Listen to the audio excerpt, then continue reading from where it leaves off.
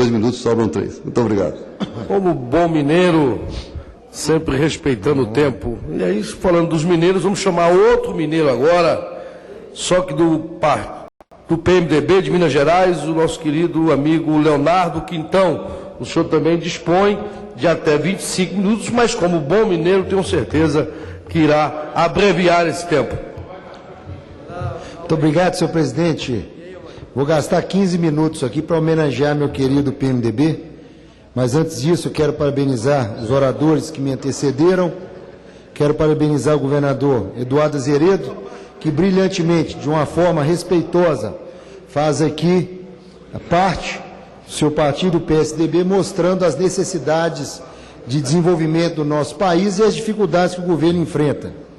Senhor presidente, mas venho aqui a essa tribuna para falar da indústria nacional, que há muito tempo vem sofrendo dificuldades com importados jorrando o nosso país e, muitas vezes, com prioridade em cima da indústria nacional.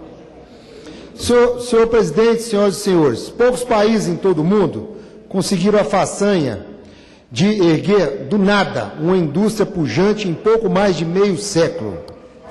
Produzimos hoje praticamente de tudo em nosso país, de computadores a aviões, de aparelhos mecânicos de precisão a satélites de telecomunicação.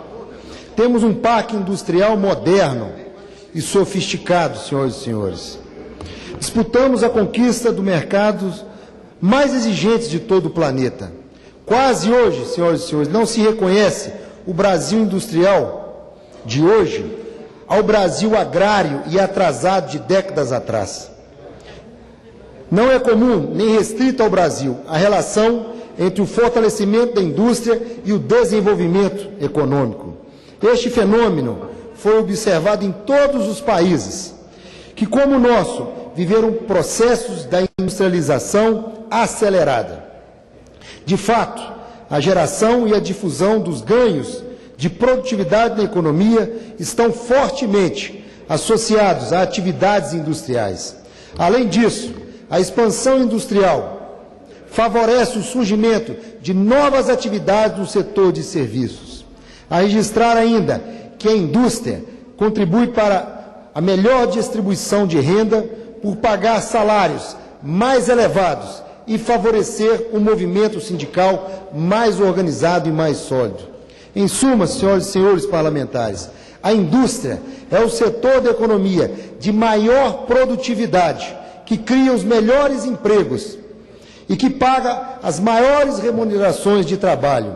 É o setor mais inovador, que estimula o comércio, que mais eleva a massa salarial e que mais tributos arrecada. E, enfim, o setor que lidera o processo em todas as economias que cresceram mais rapidamente nas últimas décadas.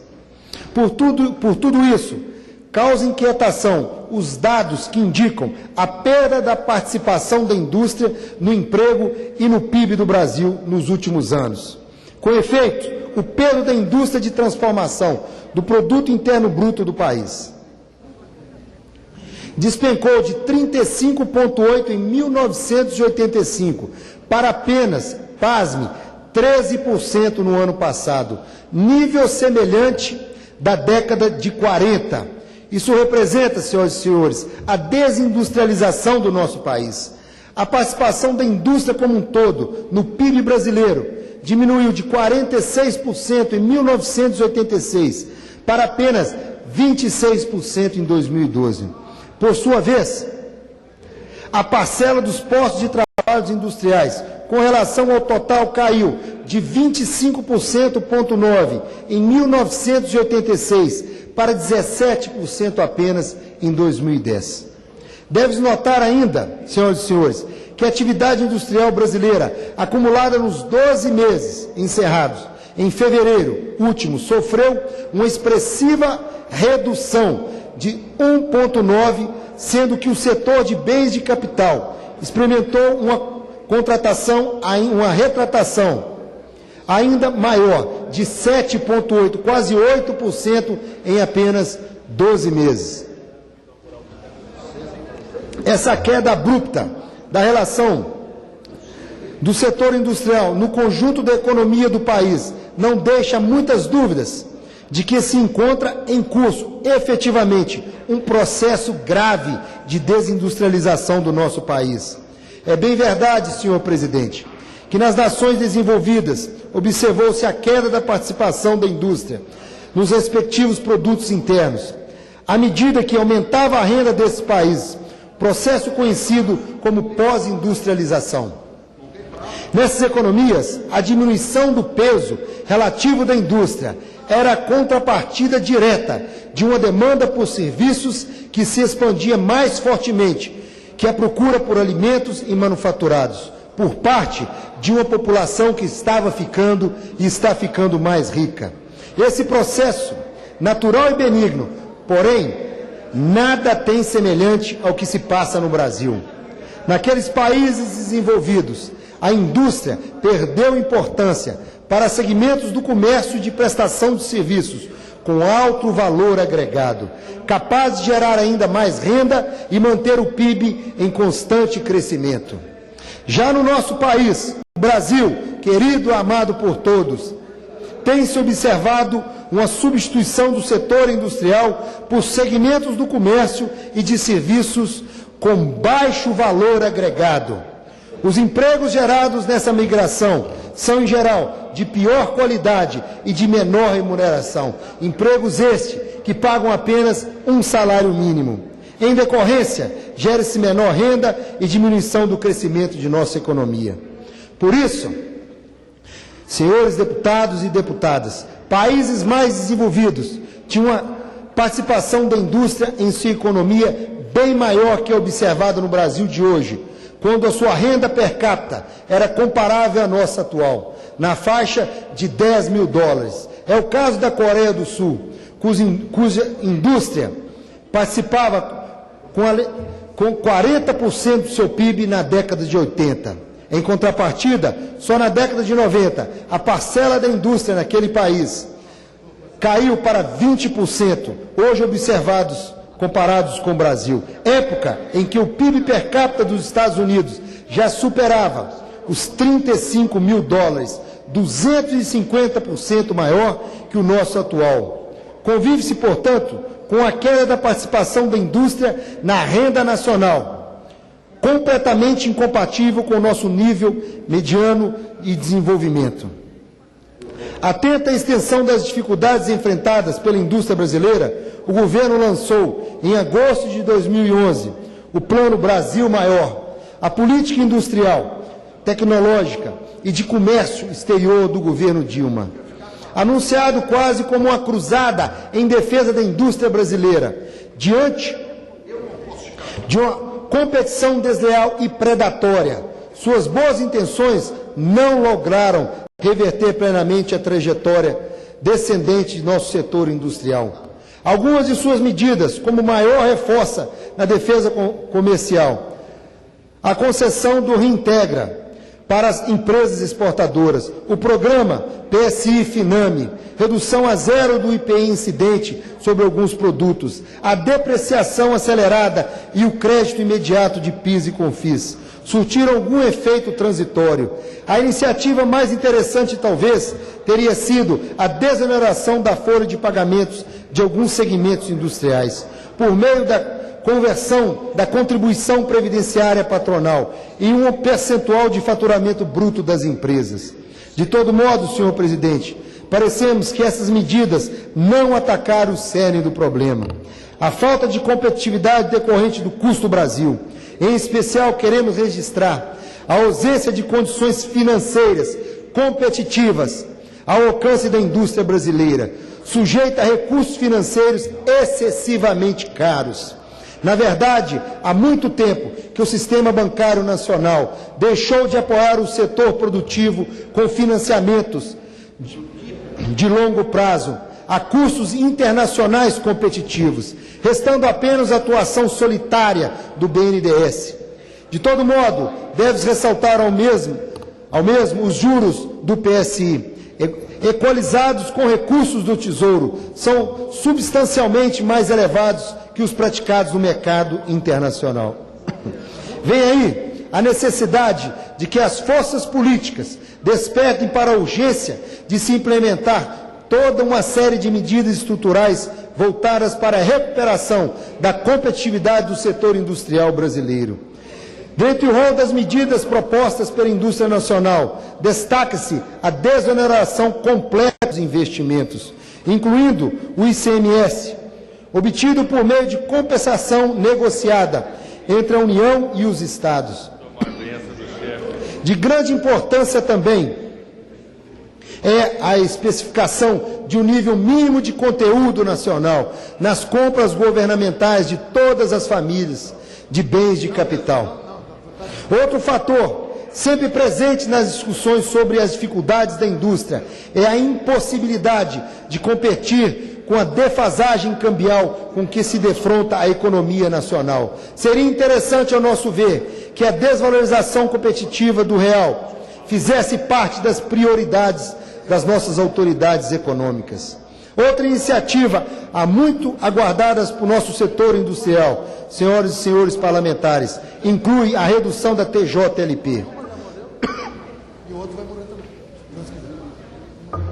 A efetiva permissão para a utilização pelas empresas dos saldos tributários credores, a concessão de incentivos fiscais e creditícios para a renovação do parque de bens de capital da indústria brasileira, o aprimoramento dos mecanismos de defesa comercial, a ampliação das linhas de financiamento para a exportação de bens de capital, a ampliação da oferta de garantia aos financiamentos das exportações para os países em desenvolvimento e a perenização do Reintegra. São as iniciativas como essas que efetivamente aumentarão a competitividade do setor, incentivarão a produção nacional, gerarão empregos e combaterão o processo de desindustrialização, não só da indústria de máquinas, mas de toda a indústria de transformação. Gostaria, nesse ponto, senhor presidente, de chamar a atenção para um segmento específico, o da indústria de bens de capital mecânicos, cujas dificuldades espelham os problemas que se abatem sobre todo o setor industrial brasileiro. A reforçar esses problemas, no entanto, está o fato de que o setor de máquinas e equipamentos, estratégico para o desenvolvimento de todos os segmentos produtivos da economia, pode ser a base da competitividade dos demais setores.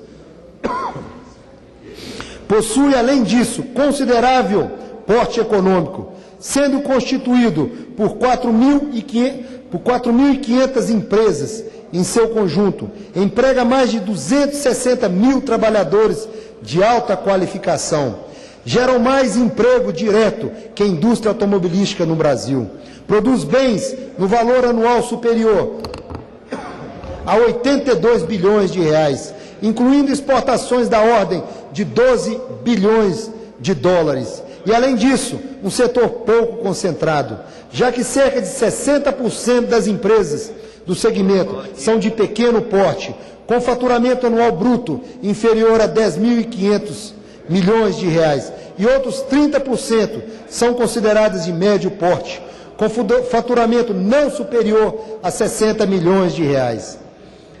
Sinais das dificuldades enfrentadas pelo setor de bens de capital mecânicos podem ser encontradas nos dados referentes ao primeiro bimestre deste ano. O faturamento bruto de 11,2 bilhões nos 2 primeiros meses de 2013 revelou-se nada menos que 7% inferior ao de igual período de 2012. Por sua vez, o nível de utilização de sua capacidade instalada, que alcançara 83% em meados de 2011, despencou para não mais que 72% em fevereiro último. Igualmente preocupante, o déficit da balança comercial de bens de capital em 2012, que chegou na casa de 17,5 bilhões de dólares. Nos 2 primeiros meses deste ano, o déficit atingiu 3,7 bilhões, um nível, pasme, 22% maior que o observado no bimestre de janeiro e fevereiro de 2011, que não superara 3,1 bilhões de dólares. A característica básica da indústria de máquinas e equipamentos, senhores deputados, senhoras deputadas, é o fato de se de ser altamente extensiva em inovações tecnológicas. Seu fortalecimento e expansão dependem crucialmente, portanto, de pesados e constantes investimentos em pesquisa e desenvolvimento. A proverbial deficiência do país em prover tais tipos de inversões refletiu-se diretamente, assim, na perda do dinamismo da indústria nacional de bens de capital, que em 1980 era a quinta do mundo, e pasme, nobre deputado Eduardo Azeredo, governador, prefeito, bom amigo, caímos para a 14ª posição no nível mundial. Concedo a parte ao deputado governador Eduardo Azeredo. Deputado Leonardo Quintão, o seu pronunciamento só vem exatamente confirmar a forma como iniciei o meu pronunciamento há pouco. A economia está com problemas. A indústria está com dificuldades. A indústria no nosso estado, de Minas Gerais especificamente. Mas eu quero cumprimentá-lo por trazer aqui de maneira serena, de maneira concreta, verdadeira, quais são os números reais que nos afligem nesse momento. Muito obrigado, deputado, amigo Eduardo Azeredo, que tenho com grande apreço. Senhoras e senhores, é uma vergonha o que o país tem passado. E paro aqui um pouco o meu discurso.